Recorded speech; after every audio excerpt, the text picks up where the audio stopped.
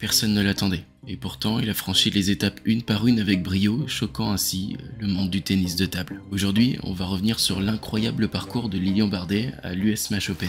Juste avant, je tenais juste à vous remercier parce que sur la dernière vidéo, je vous avais dit que l'un de mes rêves, ça serait d'avoir 10 000 abonnés, et vous êtes énormément à l'avoir fait. Et c'est juste incroyable, donc vraiment du fond du cœur, merci.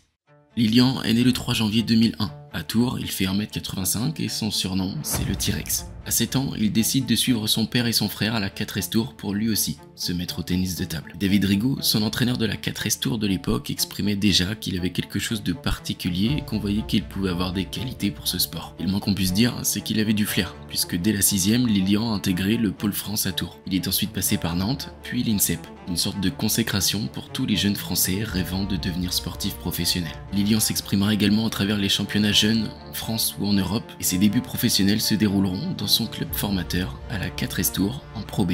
À 22 ans, il intégrera la Pro A avec l'équipe de Rouen. C'est avec ce parcours bien ficelé que Lilian pourra aborder ses débuts de carrière professionnelle en senior. Et pour ceux qui ne le savaient pas, en 2024 à Busan, lorsque l'équipe de France a été vice-championne du monde, Lilian Bardet faisait également partie de l'équipe. Une médaille plus que notable dans son palmarès. Et c'est en 2023 qu'il fait l'une de ses premières percées, passant de la 300e place mondiale aux environs de la 150e. Tout ça grâce à de bons résultats en feeder ou en contender. En 2024, Lilian commence à se faire connaître du grand public, intégrant ainsi le top 100 mondial, ce qui lui a donné la possibilité ensuite d'être dans l'équipe de France. C'est en début d'année qu'il a atteint son ancien, record de classement mondial, c'est-à-dire la 66e place. Mais ce qui va nous intéresser nous aujourd'hui, c'est son parcours à l'US Smash Open, où il commence à la 85e place mondiale. Ce qui veut dire tout simplement qu'il doit passer par une phase de qualification. Ainsi, s'il veut intégrer le tableau principal afin de jouer les meilleurs joueurs du circuit international, Lilian doit gagner 3 matchs. Et c'est ce qu'il fait. Il se détache de Lee Seung-so 3-7-2, Lam Siu-hang 3-7-1 et Tae-Yoon Kim 3-7-2. C'est chaud, mais ça passe. Il intègre le tableau principal avec tous les meilleurs joueurs internationaux. Et pas de bol, pour certains qualifiés,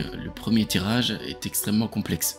Et c'est ce qu'il se passe. Lilian tombe sur Liang Jingkun, chinois de renom, numéro 5 mondial, et capable de battre absolument tout le monde. Et ce match-là, vous l'avez vu absolument partout, donc c'est pas sur celui-ci que je vais m'attarder. Par contre, c'est là que je vais mettre quand même une petite réflexion. Lilian arrive en tant que qualifié, il tombe sur le numéro 5 mondial et le bat. Pour moi, automatiquement, il prend un avantage psychologique sur ses prochains adversaires. Peu de personnes ne le connaissent, mais il joue bien. Et ça se voit, sauf que il y a un cruel manque d'informations à son sujet. Et autant vous dire que pour les analyses d'avant-match, ça reste compliqué. D'ordinaire, ce sont souvent les mêmes joueurs qui se rencontrent et se jouent sur les phases finales de grands smash. Et par exemple, pour moi, ça joue aussi dans le fait que Ricardo Walter, l'adversaire qu'il jouera en 16e de finale, a pu être pris au dépourvu. Bon, on va voir quelques-uns des points sur ce match assez incroyable face au numéro 51 mondial.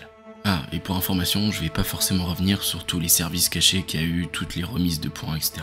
Bon, déjà, ce qui m'a choqué, c'est le calme et la sérénité de Lilian Bardet, et ça, dès le premier point. Et ce qui m'impressionne aussi chez Lilian, c'est ses remises de service. Pour la quasi-totalité, elles sont extrêmement difficiles à manœuvrer. Et pour moi, ça fait partie d'un de ses plus grands points forts. Retenez bien ce que je vous dis et essayez de le voir à travers les différents points que je vais vous montrer. Et on peut aussi relever ça par rapport au fait que Lilian n'a très certainement jamais joué Ricardo Walter, ou alors très peu. Et sa qualité de premier démarrage assez lent avec une contre-attaque explosive, c'est quelque chose d'assez particulier, on n'a pas forcément l'habitude de voir ça. Les qualités de Lilian sont indéniables. Il a un coup droit extrêmement puissant, arrive à varier parfaitement comme il le désire, et ses placements de balles, c'est vraiment quelque chose. Et lorsqu'on regarde un match comme celui-ci contre Ricardo Walter, on a juste l'impression que c'est Lilian qui est favori sur le papier. Et je pense personnellement qu'il a une lecture de jeu particulièrement développée. Quand on le regarde, finalement, il ne bouge pas tant que ça, il est assez grand, certes, il a aussi de bonnes capacités physiques, mais sa lecture de jeu fait qu'il arrive toujours à être au bon endroit, au bon moment. Et je sais pas, j'ai l'impression qu'il y a aussi quelque chose dans son jeu qui fait que beaucoup de ses adversaires déjouent, on a l'impression qu'ils font beaucoup de fautes. C'est tout simplement parce que Lilian a un placement de balle assez atypique et un rythme de jeu aussi particulier. Lilian gagne ce match 3-7 à 1 et je trouve plutôt sur une belle démonstration. Cette rencontre n'est pas forcément sensationnelle, on n'a pas des rallyes immenses avec une rapidité de jeu folle, mais on peut y voir une certaine intelligence de jeu assez particulière. Et ce qu'il faut savoir, c'est que Ricardo Walter, c'est pas non plus le pingouin du coin. Il a déjà été parmi les meilleurs joueurs allemands. Il a déjà signé de très belles performances, notamment en battant des joueurs du top 10 mondial. À ce stade, Lilian se retrouve en 8e de finale. Il a déjà joué 5 matchs pour parvenir jusque-là, et je dirais même qu'il fait partie de la cour des grands. En 8e de finale, il se retrouve donc face à Jonathan Gross, un Danois de 32 ans, extrêmement expérimenté. Il a l'habitude des phases finales en tournois internationaux et fait partie des rares Européens à avoir battu les meilleurs joueurs chinois. Il n'est pas imbattable, mais difficile à gagner. Et je dirais même qu'il fait partie de ce genre de joueur dont il faut se méfier jusqu'au dernier point. Il est gaucher avec un toucher de balle hors du commun. Dans ce match, on voit véritablement que Lilian Bardet cherche à casser le rythme du jeu avec des revers très lents. Quand je parle de lenteur, je parle bien évidemment de ses blocs. Lorsqu'il s'agit de contre-offensive avec le revers, ça va extrêmement vite. Et je pense que ça rend la partie beaucoup plus compliquée et difficile pour Jonathan Gross, qui pourtant lui est un joueur très régulier. D'ordinaire, il met énormément de balles sur la table et cette fois-ci il se retrouve à faire la faute assez rapidement. Et ce qui est assez particulier avec Lilian, c'est qu'on a l'impression qu'en revers il est plutôt statique. Et par contre, dès que la balle arrive en coup droit, il s'engage véritablement bien physiquement. Dès lors que l'échange part en top sur top, l'engagement physique est d'une autre dimension. Lilian va chercher la puissance sur certains coups et le placement pour terminer. Et notre Français prend également pas mal de points directement grâce à ses propres services, où l'adversaire va réaliser une faute directe ou alors il aura une balle favorable. Les remises sont assez différentes de celles sur Ricardo Walter. On a quelques remises courtes, placées, mais aussi beaucoup d'offensives directement avec le revers de Lilian. Beaucoup de rotation, parfois pas du tout, en tout cas c'est ce qu'il me semble voir. Ce qui fait qu'avec cette diversité de coups, de puissance, de rotation, Jonathan Gross est totalement perdu. Sur ce match, mentalement, Lilian Bardet s'énerve légèrement plus.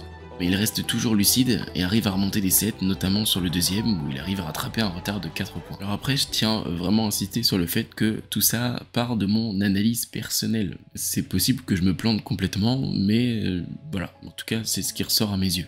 Lilian est désormais qualifié pour les quarts de finale, en plus contre Félix Lebrun. Désormais, c'est littéralement l'ovni de cette compétition. Et le moins qu'on puisse dire, c'est que Lilian se sent véritablement bien à Vegas. Il gagne cette rencontre 3-7-1 et prouve une nouvelle fois au monde entier qu'il est plein de réserves. Suite à ça, son match contre Félix sera d'une autre dimension. Les deux joueurs se connaissent et Félix arrive à le neutraliser, même complètement.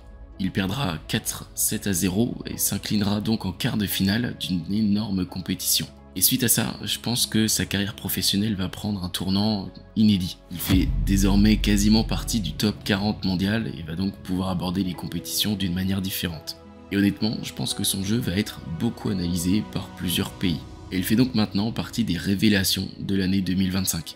Et je pense que ce n'est que bénéfique pour le tennis de table français de voir plusieurs jeunes joueurs progresser d'une manière, je sais pas comment dire, mais tellement fulgurante. Et c'est un plaisir pour nous parce qu'on a l'occasion de les regarder à travers différents médias et c'est juste trop bien. Merci à vous d'avoir regardé cette vidéo et puis merci aussi Lilian Bardet de nous avoir proposé un tel spectacle. Et moi je vous dis à bientôt, on se retrouve pour une prochaine vidéo.